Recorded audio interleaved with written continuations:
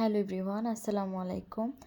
আমার আজকের রেসিপি গাশকারুট মাছ আর শিম দিয়ে ফুলকপি দিয়ে ঝোল। তো এই জন্য আমি একটা পাত্র নিয়ে এতে তেল দিয়ে দিয়েছি, দিয়ে পেঁয়াজ দিয়েছি। পেঁয়াজটা দিয়ে পেঁয়াজগুলিকে ভেজে নিয়েছি। ভেজে আমি এতে দিয়ে দিচ্ছি হলুদ গুঁড়া, দিচ্ছি স্বাদ মতো লবণ, দিচ্ছি মরিচ গুঁড়া, দিচ্ছি ধনে গুঁড়া আর জিরা গুঁড়া। এবার আমি মশলাগুলোকে একটু ভেজে নিচ্ছি পেঁয়াজের সাথে। তারপর একটু পানি দিয়ে দিচ্ছি। পানিটা দিচ্ছি যেন পোড়া লেগে না যায় মশলাটা। কিছুক্ষণ ভাজার পরে আমি এতে সবজি দিয়ে দিচ্ছি। সবজিগুলোকে কষে নিব।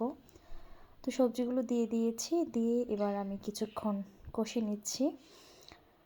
এখানে আমি দিয়েছি ফুলকপি, শিম আর টমেটো।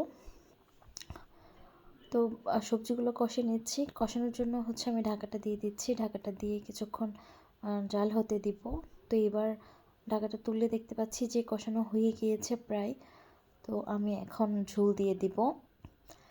ঝোলটা আমি এমনভাবে দিব যে যতটুকু প্রয়োজন এর থেকে একটু বেশি দিব। ঝোলটা দিয়ে দিচ্ছি।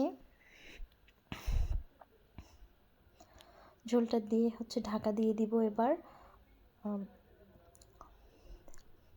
বলক উঠে আসার আগ পর্যন্ত অপেক্ষা করছি। বলক উঠে আসার পর আমি এবার গাশকারুট মাছের পিসগুলো দিয়ে দিচ্ছি।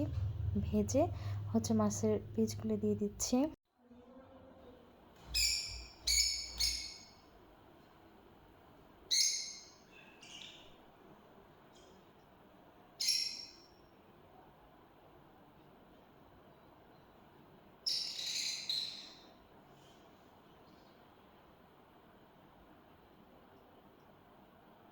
মাছের পিসগুলো দিয়ে আমি আবার ঢাকা দিয়ে দিব।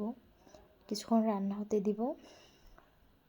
তো এবার আমি ঢাকাটা তুলে একটু দেখছি মাছগুলোকে। এবার একটু এপাশ ওপাশ করে দিব। আলতো হাতে এপাশ ওপাশ করে দিতে হবে, নাহলে কিন্তু মাছগুলো ভেঙে যাবে। তো সেই জন্য আস্তে ধীরে এপাশ ওপাশ করে দিচ্ছি আলতো হাতে।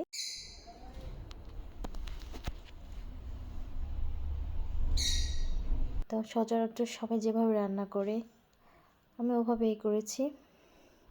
তো এবার ঢাকা দিয়ে দিলাম। এই তো আমার রান্নাটা কিন্তু প্রায় হয়ে গিয়েছে। চুলাটা অফ করে দেওয়ার আগে আমি দেখছি যে আমি যতটুকু পরিমাণ ঝোল রাখবো এর বেশি আমি আর ঝোলটা কমাবো না। তো দেখতে পাচ্ছেন রান্নাটা কিন্তু আমার হয়ে গিয়েছে। তো ভালো লাগলে অবশ্যই ফ্রেন্ডস অ্যান্ড ফ্যামিলির সাথে শেয়ার করবেন, একটা লাইক দিবেন, ভুল হলেও জানাবেন। আসলে সচরাচর যেভাবে রান্না করি সেটা দেখানোর ট্রাই করি। ভুল ত্রুটি হতেই পারে। ভুলটা চোখে পড়লে কমেন্ট করে অবশ্যই বলে দিবেন, আর চেষ্টা করবো শুধরে নেওয়ার। আজকে এই পর্যন্তই। আল্লাহ হাফেজ।